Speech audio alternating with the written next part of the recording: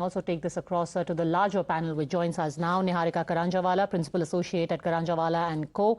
Sonal Gyani, LGBTQIA+ activist. Prabila Nisargi, lawyer. And Desh Ratan Nigam, also lawyer. Niharika Karanjawala, so pretty much the sum and substance of today is don't hold your breath. This is not going to happen anytime soon. Is that a fair summation?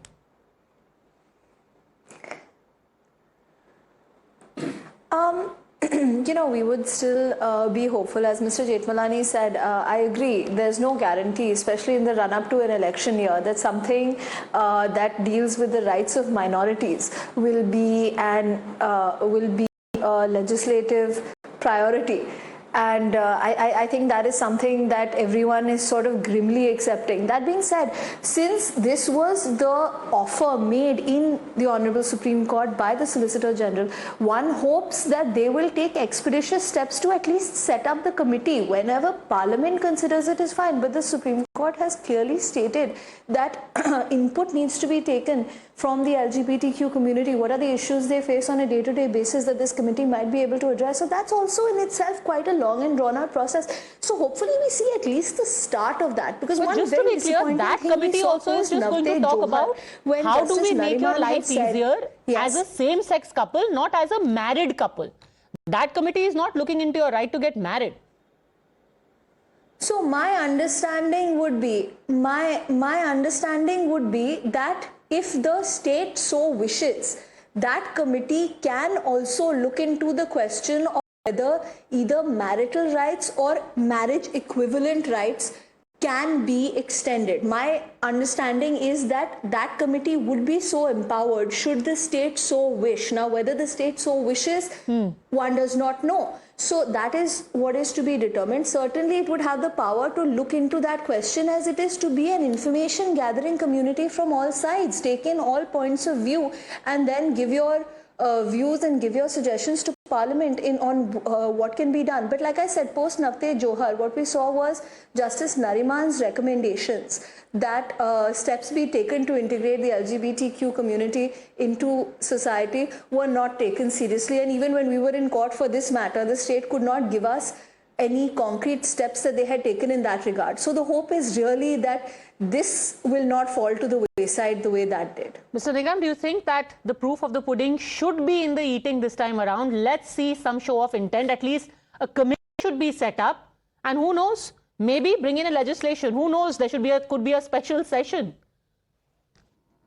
Well, Padmaja, one thing is very clear. The Supreme Court has not given any legal recognition, and it's a judgment, a binding judgment.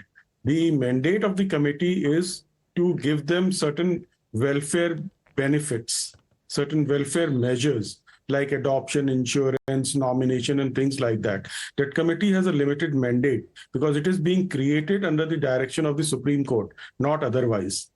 Now, if the mandate is to be enlarged, it is to be enlarged by the Supreme Court. You go back to the Supreme Court, seek clarification or for the enlargement of the mandate of the committee. As of now, the committee will only go into, as you rightly pointed out, not in the issue of marriage. So basically you're saying that this is a lost cause. There is no conversation at all about same-sex marriage now. No, so far as this judgment is concerned, but however, Parliament's powers are vast so far as legislation is concerned. If tomorrow, as Mr. Jethmalani was saying, and I've always maintained, in a democracy based on rule of law, legislation has to be enacted by the elected members of the Parliament. Now, if there is a sufficient pressure on them from the people, they will immediately take up the cause because they don't want to lose votes. Till the pressure is not on them, believe me, none of the political parties will take up this cause. But Mr. Nigam, that seems a tad unfair, doesn't it? That unless I have the strength of numbers or I'm able to form a pressure group, I basically don't matter in this country. Isn't that antithetical to the idea of the rights of minorities? Let me answer that. The democratic process works on the majority principle. It does not work on any other principle. Please remember that. If they want to legislate, there is a demand from the people at large. It will be legislated. This is how democracy functions. You may call it the positive aspect of it or certain, drawbacks of democracy, but this is how democracy functions. And that is what they have to do. Go to the people, make it a subject of election, ask political parties to include in their manifesto if they can, then go to the people, No, it's a long run process. Okay, it's not so a Sonal simple Gyani, issue. it's again up to you. Put pressure, get it done. Yeah. No, I think like it's very interesting that how it's constantly the entire matter is kind of thrown back, and the responsibility for bringing justice to different kinds of communities rests totally on the shoulders of the communities. You know, when we approach the parliament for any kind of legislation, our parliament does not want to hear us, let alone introduce any bills that are, in regard to marriage equality. We go to the court sends us back to the parliament. Our government is sitting in opposition in the court, and the court decides that please go back and speak to the government. So I frankly feel like a table tennis ball, being thrown around from one corner to the other, and find it extremely amusing to be now told that, this is my job. Nevertheless, I have to say that, it's not like the community hasn't tried, and it is not like the community hasn't mobilized. It's not like the community doesn't have the same kind of political acumen to go and actually gather and work with the different politicians. However, what rests is that we are a minority, and mobilizing that kind of support is difficult. And, it's interesting that it's the entire responsibility is squarely put on our shoulders without the rest of the stakeholders in this whole matter realizing that justice delayed is justice denied. But so Sonal, instead of, pushing for like a speedier resolution of matters. Yeah. Do you get the feeling that this actually is too much of a So hot instead of potato pushing for any political party to make any truck with it? Let's just be honest here. I don't know of a single 100%. political party so which has unequivocally. it's very interesting. Yes. So, I mean, what we find is that when it comes to political parties, it quickly becomes about vote banks, and it becomes about, different agendas that are brought into the picture. But however, having said that, at the end of the day, this is also a human rights issue. And it is important that certain parties be progressive about it. And if our parties can't do it, that our, courts are progressive about it. Frankly, the way this is going, I think half the people who have petitioned for marriage will not be around by the time we get our rights. Pramila Nesargi, is it incumbent on some side, some party to pick up the cudgels and say, we're going to make a statement? Or for the rest of our lives, we are going to keep pandering to vote bank politics?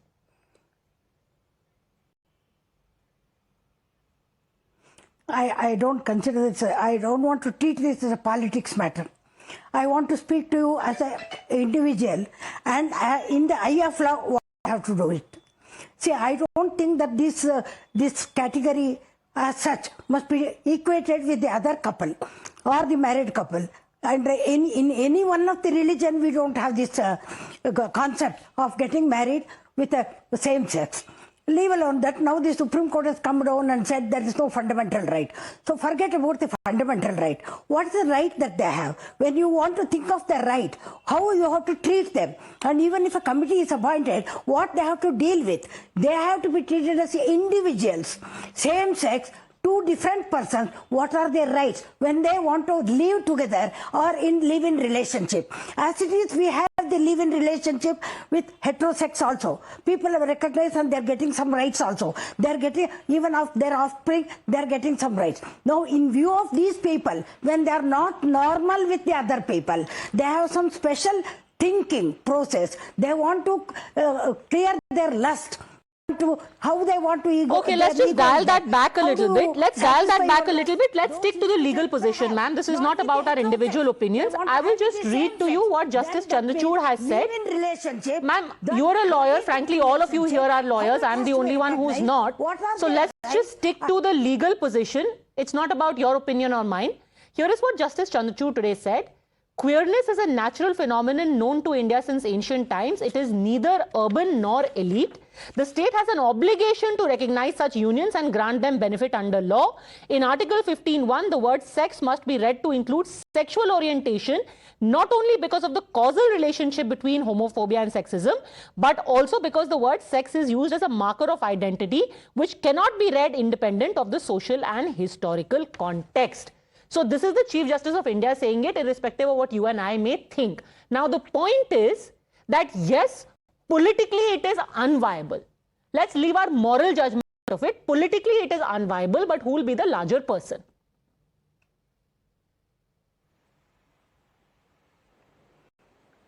I was hearing one of our MPs speaking. In a democracy, majority prevails. If you think of the majority, you can never get the law at all. That is It is not the literally, question of majority the or opposite minority. of what Every democracy human is. being Democracy is born not the in this majority world, prevailing. They have a right.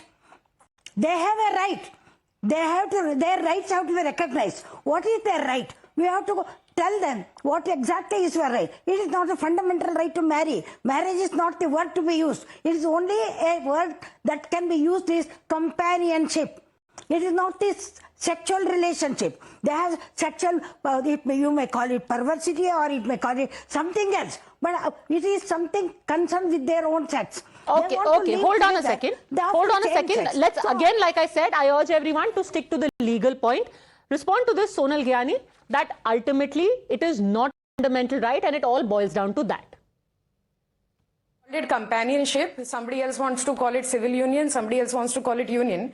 At the end of the day, it comes down to if I want to have my marriage registered. If people are talking about, oh, marriages are not happening, queer marriages are happening, they are practically happening in every religion with our full family support. The only problem is how do we get these marriages registered? Okay. So the technicalities of religion and things have been figured out by the community. It is essentially that we need support with how do we want to get this registered.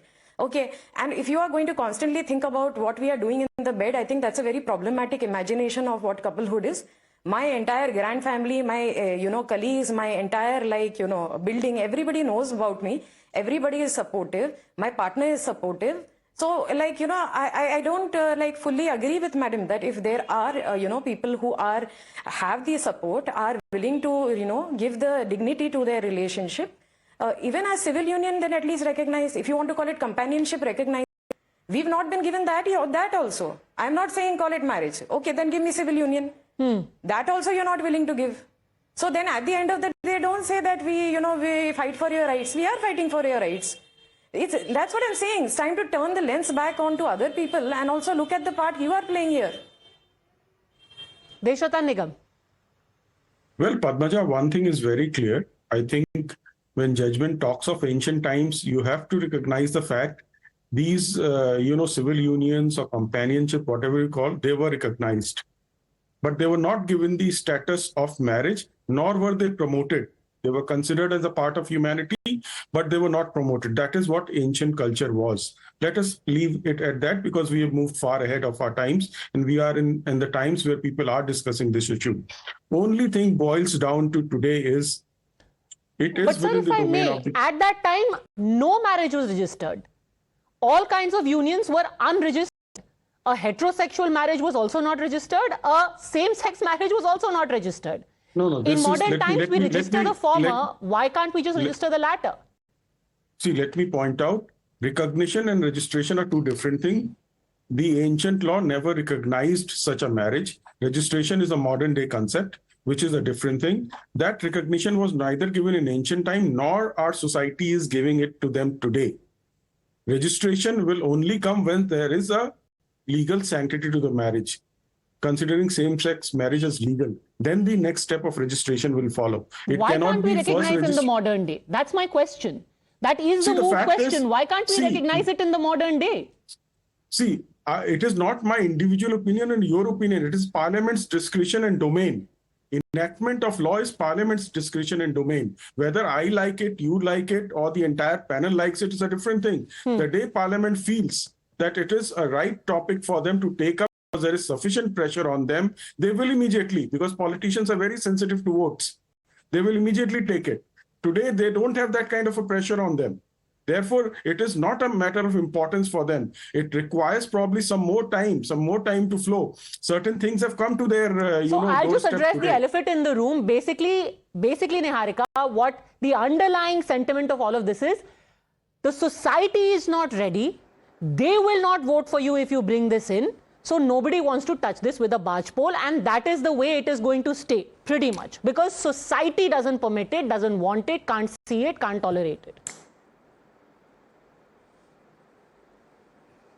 Absolutely, Padmaja. And I think, and in fact, I think that's sort of, while that is an argument that is brought up repeatedly, that society won't tolerate it, ancient law never tolerated it. We do a lot of things today that we never did in ancient law.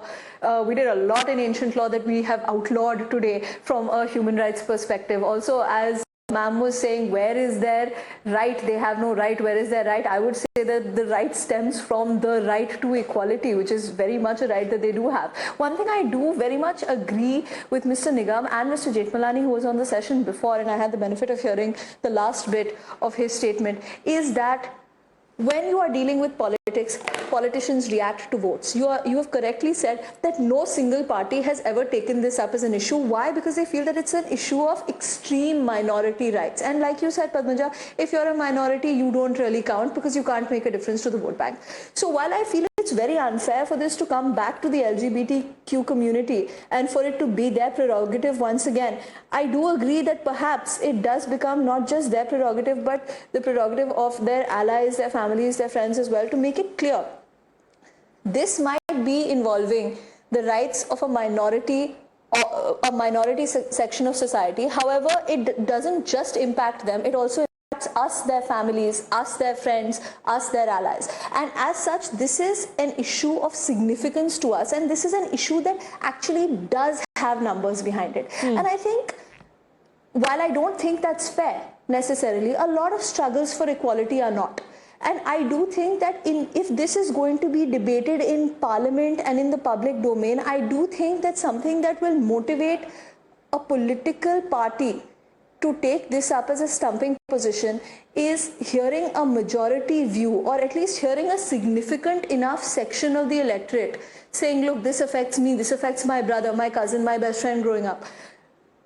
That, you know what, if you take this view or unless you make this an issue, you don't have my vote. If they feel that it will actually make that difference, and I do feel that the numbers are there, and we all see those numbers in the amount of interest that has been taken in just the hearing of this case. The hearing of this case has been sort of a pretty sensational thing, in fact. And in fact, not just take up the issue. Let me remind our viewers that 3 states, the centre in May this year informed the Supreme Court that 7 states had responded to the plea to grant legal recognition to same-sex marriages. 3 states actively opposed it, and one of them was Rajasthan, the second was Assam and Andhra Pradesh. Rajasthan polls in 2 months from now. In fact, in 30 days from now, Rajasthan is going into elections. Andhra Pradesh is polling next year, and the Lok Sabha elections are happening across the country. Maybe then people need to start asking their politicians, put your money where your mouth is. Let me also actually list the other states who responded but said that we are non-committal. Sikkim, Maharashtra, Uttar Pradesh, Manipur, they sought more time. 3 states, Rajasthan, Assam and Andhra Pradesh, actively opposed it. These politicians need to be asked why. The other important thing is, and I want to ask you this, Sonal, because I was just reading, there is a web copy which is out now that the Supreme Court actually said that states are free to enact laws recognizing same-sex marriage in absence of central law. Do you think this could perhaps be a via media where individual state governments can now be approached saying, what are you doing about our rights? I think this definitely, so for us, we have been left with peanuts in our hands. So we are going to try and do everything that is possible in our reach to figure out how this works. However, I think it's important to sort of recognize that, that the petitioners had individually approached all their particular state courts, and then this was clubbed because it was a larger matter. It can pose a challenge that if one particular state recognizes you and you're not recognized in another one. So those were the reasons it was important to sort of club. But we are really left with no option but to pursue, what you are speaking of. All the political parties must put their money where their mouth is. Let me actually read the part. The postscript of the majority judgment said that state legislatures can also take action for recognizing the marriage of queer persons. The state may choose from a number of policy outcomes. They may make all marriage and family-related laws gender neutral, or they may create a separate SMA-like statute in general neutral terms to give the queer community an avenue for marriage. Desh Ratan Nigam. See, the fact is, since marriage and divorce fall under concurrent list, that is why the Supreme Court asked that the states can, legislate on their own also, rather than the central government making their own individual act. And therefore, it is also well within the domain of the state legislatures. But as you see, 3 have opposed, 4 or 5 of them have sought more time, rest of them have not even responded. So I'm sure there is no legislation coming from these states. And so far as center is concerned, and it's the same people who vote for a state assembly will also vote for Lok Sabha also. So I'm not sure whether it's going, I'm in fact rather sure it is not going to come into 2024 elections. Probably under 2029, some kind of more awareness can be made. It can be thrashed, discussed. Then only there is a possibility, certainly not 2024 elections, because you see how the states have reacted also. Well, I can't say, none of them seems to be interested. I can't say this is the best of days, quite disheartening in fact, and I can imagine how it must be for people who fought for several years and lived in the hope for the last 6 months that there's going to be something positive around the corner. But it is going to be very important to see how public representatives who for years have managed to hide behind virtuous signaling, if they really are willing to put their money where their mouth is. If not, then those hypocrisies also need to be called out. Thanks very much, all ladies and Desh Ratan Nigam, for joining me.